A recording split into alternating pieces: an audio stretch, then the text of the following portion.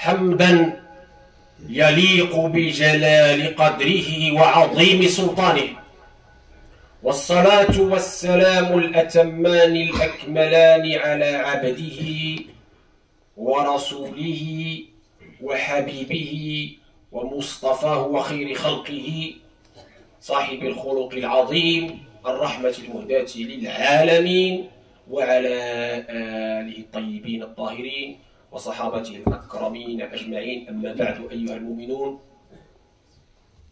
يقول عز من قائل: يا أيها الذين آمنوا ادخلوا في السلم كافة ولا تتبعوا خطوات الشيطان إنه لكم عدو مبين. نستنشق في هذه الخطبة المباركة في هذا اليوم المبارك الأغر، خير يوم طلعت عليه الشمس، نستنشق ما تيسر من نفحات من تجليات اسم الله السلام. Mes chers frères, mes chères sœurs, Allah Tabaraka wa Ta'ala dans le Coran s'adresse aux croyants et il leur dit: ô vous qui avez cru, rentrez tous ensemble dans salam, dans la paix. Et ne suivez pas les pas de Shaitan, les pas du diable, car il est pour vous un ennemi évident. Nous abreuvons aujourd'hui, pendant quelques instants, les manifestations du bon nom d'Allah, As-Salam, la paix. Et évidemment son implication à notre niveau, intérieur et extérieur.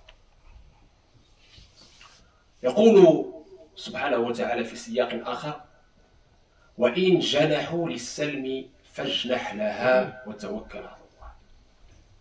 ويقول كذلك: لهم دار السلام عند ربهم وهو وليهم بما كانوا يعملون. ويقول أيضا: تحيتهم فيها سلام. Allah Tabaraka wa Ta'ala, à travers le Coran, nous incite à manifester en nous, intérieurement d'abord, son nom, As-Salam. Comment? أولا الله تبارك وتعالى يدعونا في كتابه العزيز صراحة بآياته البينات أن نكون سلاما، نكون سلاما. كيف تحقق هذا الاسم، اسم الله عز وجل السلام؟ أولا وقبل كل شيء، اسماء الله فيها ما هو رحماني، الرحمن، الرحيم، الجواد، الكريم، العفو، الرؤوف. وفيها ما هو يدعو إلى القهرية والجبروت، وهذا تفرد به الحق عز وجل، وما كان لنا أن ننازعه فيه، وما كان لنا أن ننازعه فيه أبدا. الجبار هو الله عز وجل، المتكبر هو الله عز وجل وحده لا شريك له. Donc il convient d'abord de préciser que quand on parle des noms d'Allah, il y a des noms d'Allah qui impliquent la miséricorde, qui impliquent le pardon, qui impliquent la grâce, qui impliquent la générosité. Et il y a des noms d'Allah qui impliquent la toute-puissance. Ce qu'on nous a été demandé, ce que le prophète nous a demandé, ce que la législation, ce que cette belle religion nous a demandé, c'est de nous parer de ces noms d'Allah qui impliquent ces qualités de générosité, de miséricorde, de pardon. Et surtout pas de puissance, d'orgueil, etc. Parce que Allah Tabaraka wa Ta'ala est le seul tout-puissant. est le seul qui a ce pouvoir absolu. Et cette capacité absolue et ce don infini. Nous, êtres humains, faibles, nous dépendons évidemment de sa générosité, de ses dons et de sa grâce. Et nous devons être dans cette servitude. Plus on est dans la servitude, plus on est dans la proximité d'Allah. Plus on est dans l'amour d'Allah. C'est ça qu'il faut comprendre. Et donc le nom d'Allah, As-Salam, la paix. Allah Tabaraka wa Ta'ala l'a cité plusieurs fois dans le Coran. En plus d'être son nom par lequel il s'est qualifié dans le Coran, Salam al-Mu'min, eh bien, il nous a demandé d'entrer dans ce salam, c'est-à-dire d'être nous-mêmes paix. Paix d'abord pour nous-mêmes. Comment? Vous savez, beaucoup de gens aujourd'hui, l'humanité tout entière d'ailleurs, cherche cette paix intérieure. Elle l'a trouvée.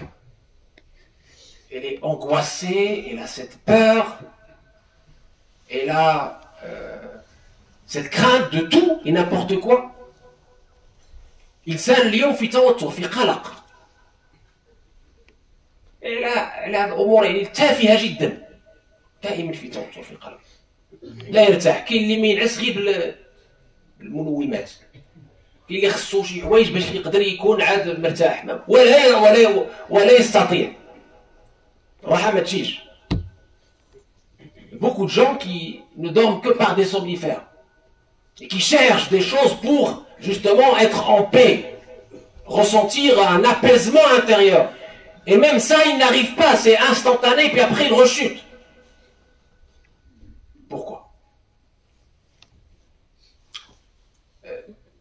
Vous savez tous que, évidemment, ça touche même les gens qui ont la foi. Il y a beaucoup de gens qui viennent me demander, oui, mais comment on fait pour avoir cet apaisement? J'ai la foi, je suis moumine, je fais mes 5 prières, je jeûne le ramadan, mais je suis troublé, j'ai toujours cette peur, cette crainte, cette angoisse. Comment je vais faire? Il y a 2 ingrédients essentiels, mes chers frères, mes chères sœurs. 2 ingrédients. Le premier, il concerne ta relation avec ton prochain. Et le deuxième, il concerne ta relation intime avec Allah. Quant à celui qui concerne ta relation intime avec Allah, c'est avec cela que je commence. Allah tabaraka wa ta'ala dit dans le Coran, Alladhina amanu wa tatma'innu qulubuhum bi dhikrillah, ala bi dhikrillah tatma'innu al-qulub.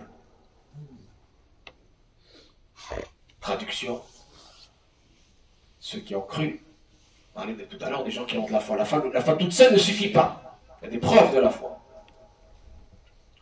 Ceux qui ont la foi, et donc les cœurs s'apaisent par l'invocation d'Allah. N'est-ce pas par l'invocation d'Allah que s'apaisent les cœurs? Plus tu invoques Allah, plus tu réalises cette paix en toi. Plus tu apaises ce cœur qui peut être troublé, qui peut être dérangé, qui peut être pollué. Et on a parlé déjà des bienfaits du dhikr, des bienfaits de l'invocation d'Allah. Et dans l'invocation d'Allah, il y a évidemment, j'ai déjà dit, salat, la prière canonique qui est composée de dhikr. Il y a la ilaha illallah, il y a l'istighfar, il y a salat ala Rasulullah, il y a plein de choses dans cet ingrédient magnifique qui est dhikr. Allah a dit, wa la dhikrullahi akbar. C'est l'acte le plus important, le plus hautement récompensé. Et celui qui a le plus de bénéfices sur ton intérieur. Pour atteindre cette paix intérieure. Apaiser ce cœur troublé. Toujours dans ta relation avec Allah tabaraka wa ta'ala, plus tu persévères dans son dhikr, plus tu l'aimes. Et lorsque tu l'aimes, alhamdoulilah, ce nom, as-salam, se manifeste petit à petit en toi. Parce que quand tu aimes quelqu'un, imaginons juste un ami, pour donner un petit exemple, tu finis par absorber ses qualités. Quand tu aimes Allah, tabaraka wa ta'ala, bien sûr, Allah dépasse tout entendement. Et c'est pour qu'on comprenne l'impact du dhikr. Plus tu invoques Allah, plus tu l'aimes, il te nourrit de cette rahma, de ces lumières et de ce salam. Et tu ressens en toi cet apaisement, ce bonheur intérieur, qui n'a pas de prix. On peut être très riche, milliardaire, et on n'a pas cette paix intérieure, on n'a rien. On ne peut pas l'acheter. Impossible. L'invocation d'Allah, abondante, te permet cette paix intérieure. Mais ce n'est pas suffisant. Quand je disais la relation avec Allah, elle est globale. Dans cette relation avec Allah, il faut cette remise en question. Toujours te remettre en question, muhasaba, pour que ce dhikr puisse atteindre, alhamdulillah, son objectif. Et la muhasaba implique le repentir sincère. La muhasaba implique le fait de te dire, est-ce que tu as fait tes obligations comme Allah l'a voulu? Est-ce que tu t'es éloigné des péchés? Et si tu as un manquement, est-ce que tu es revenu à Allah de suite? C'est ça la muhasaba. C'est un ensemble. Et il est lié, comme on a dit dans le Durus, il est lié, le dhikr, il est lié le muhasaba ou le muhafada. On ne peut pas pratiquer le dhikr correctement et prétendre avoir des bénéfices sans cette muhasaba et sans cette muhafada. Très important. Et deuxième ingrédient qui est lié à ton prochain, mais qui finalement est lié à toi-même aussi. C'est le comportement avec le prochain. Est-ce que vous n'avez pas remarqué que dans le Coran, Allah, à chaque fois qu'il cite les injustes, il nous décrit le cauchemar, l'enfer dans lequel ils vivent, les injustes. Donc la paix est tributaire de la justice. Sans justice, il n'y a pas de paix. À l'échelle de l'individu, de la société et à l'échelle mondiale. Si toi, tu es injuste envers ton prochain, eh bien il y a un trouble qui s'installe en toi. Parce que l'injustice est le plus grand des péchés. Et la plus grande injustice, c'est shirk billah, bien sûr. Parce que shirk est une injustice. Inna shirka la zulmun azim, nous dit le Coran. Et à chaque fois que tu es injuste envers une créature, le trouble s'installe.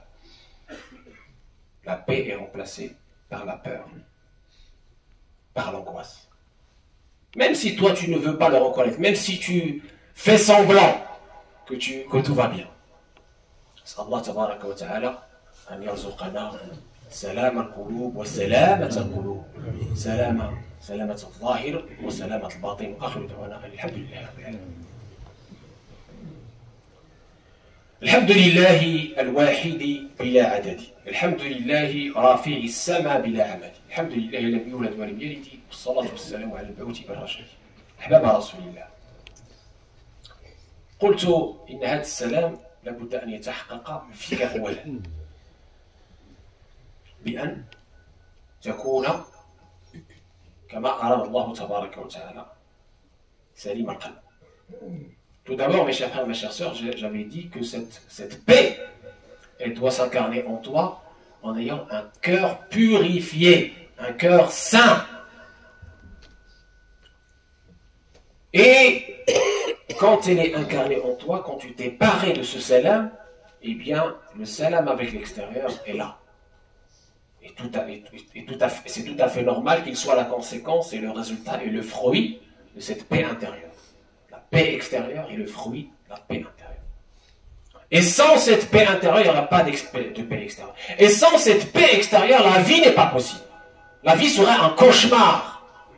Quand bien même on serait dans des civilisations matérielles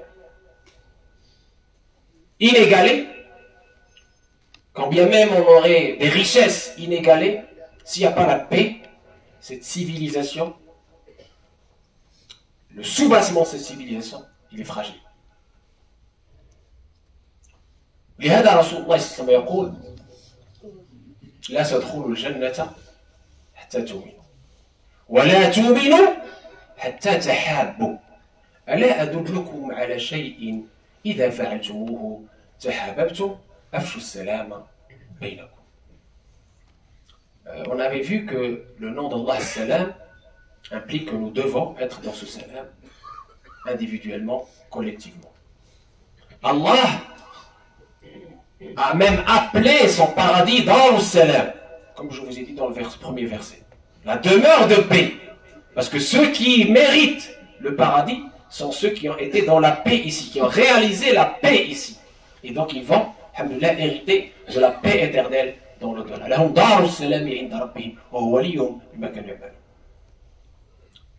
Et ceux qui ont cultivé la paix ici, eh bien, Allah tabaraka wa ta'ala leur témoigne l'amour. Leur témoigne l'amour. Dans le hadith que vous venez d'entendre, le prophète alayhi salatu salam nous dit: vous ne pouvez pas entrer au paradis, que le Coran a appelé Dar al-Salam, la demeure de paix, si vous n'avez pas la foi. Et vous ne pouvez prétendre à la foi que si vous vous aimez entre vous. La condition de la condition. L'amour. Et cet amour, nous dit le prophète alayhi salam, pour l'avoir, afshu salam bainakum, répandez la paix. La paix, c'est pas juste assalamu alaykum. Oui, Allah a fait dans notre salutation assalamu alaykum. Mais salamu alaykum, quand tu dis salamu alaykum à quelqu'un, c'est pas juste des paroles en l'air, mes chers frères, mes chères sœurs. Il faut méditer dans ce qu'on dit. Il faut vivre ce qu'on dit. Salamu alaykum, c'est une invocation aussi. C'est un sens profond. Assalamu alaykum, que la paix soit sur vous. C'est-à-dire, moi, dans mon cœur, il y a la paix pour toi. Dans mon cœur, il n'y a pas de haine pour toi. Dans mon cœur, il y a de l'amour pour toi. Avec le sourire, je te dis assalamu alaykum et tu me réponds wa alaykum salam. Et il y a, alhamdoulilah, ce canal de communication qui est, alhamdoulilah, fiable, qui est magnifique, qui est opérationnel. Sans cette salam, afshu salam, répondez la paix, il est difficile de construire l'amour entre eux.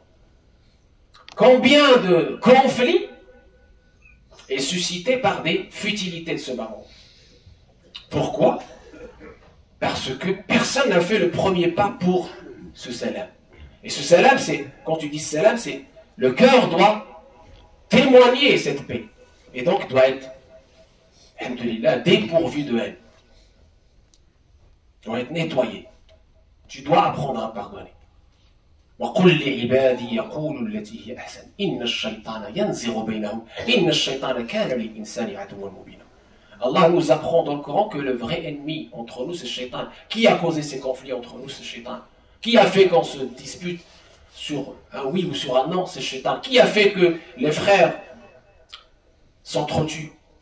Qui a fait que le fils ne parle plus à son père, etc. C'est Shaitan, c'est Nefs. Quand Nefs n'est pas denté, elle suit Shaitan. Shaitan, il plante les aiguillons de la haine entre nous. Et je vous ai déjà donné ici même l'impact de cette haine. Elle bloque l'agrément de l'acte. Allah dit à ces gens, à propos des gens qui ont une rancune entre eux, laissez-les jusqu'à ce qu'ils se réconcilient. Et donc, quand tu fais le premier pas et tu annonces as-salam à ton frère, à ta sœur, alhamdulillah, tu ouvres un canal de communication, un canal de paix. Et ça te permet de t'élever d'une âme instigatrice du mal vers une âme qui blâme, vers une âme pacifiée. Et d'être tous ensemble les bien-aimés d'Allah. Et là, le soutien d'Allah arrive. Et là, on devient cette communauté mansoura. Kuntum khayra ummatin ukhrijat lin-nas. Ta'muruna bil ma'ruf wa tanhauna 'anil munkar wa tu'minuna billah. L'iman billah huwa hada. بإفشاء السلام. أفشوا السلام. أطعموا الطعام. صلوا الأرحام. صلوا والناس نيام. تدخلوا الجنة بسلام. Et je termine par ce magnifique hadith où le prophète alayhi salam nous dit: répondez la paix, répondez le salut avec salam wa alaykum. Répondez la paix dans le sens littéral et dans le sens figuré, dans le sens profond et dans le sens, alhamdoulilah, extérieur et intérieur. Renouez les liens de sang, faites la prière dans la nuit et nourrissez les plus démunis, alors vous rentrerez au paradis, en paix. أقول ما تسمعون الله تبارك وتعالى أن يجعلنا وإياكم من طهر قلبه من أمراضها أو من أمراضه، وممن زكى نفسه كما أمر الله تبارك وتعالى. قد أفلح من زكاها. اللهم آت نفوسنا تقواها وزكها أنت خير من زكاها، أنت وليها ومولاها. اللهم لا تدع لنا في هذا المجلس الكريم ذنبا إلا غفرته، ولا هما إلا فرجته، ولا مريضا إلا شفيته، ولا حاجة هي لك رضا ولنا فيها صلاح إلا قضيتها ويسرتها يا أرحم الراحمين يا رب العالمين. ولا ننسى إخواننا في غزة الجريحة. Et on n'oublie pas nos frères à Gaza qui continuent à souffrir, qui malheureusement ont été dépourvus de tout dans cette ambiance mondiale de guerre.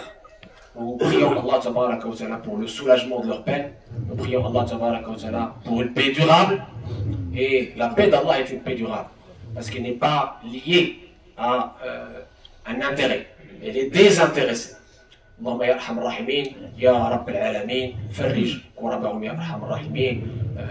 ارطف بنا يا ارحم الراحمين في مجاص المقادر قبل نزولها وعند نزولها بعد نزولها. نطلب من الدعاء اللهم شافي مرضانا عافي مبتلانا ارحم موتانا. هذا مكثير من الصلاة والتسليم على مترس الصلاة والسلام عليه تحت القصار سنن منازل الابرار. ان الله وملائكته يصلون على النبي يا ايها الذين امنوا صلوا عليه وسلموا تسليما. اللهم صل على سيدنا محمد وعلى ال سيدنا محمد كما صليت على سيدنا ابراهيم وعلى ال سيدنا ابراهيم، وبارك على سيدنا محمد وعلى ال سيدنا محمد كما باركت على سيدنا ابراهيم وعلى ال سيدنا ابراهيم في العالمين انك حميد مجيد. قوموا الى صلاتكم.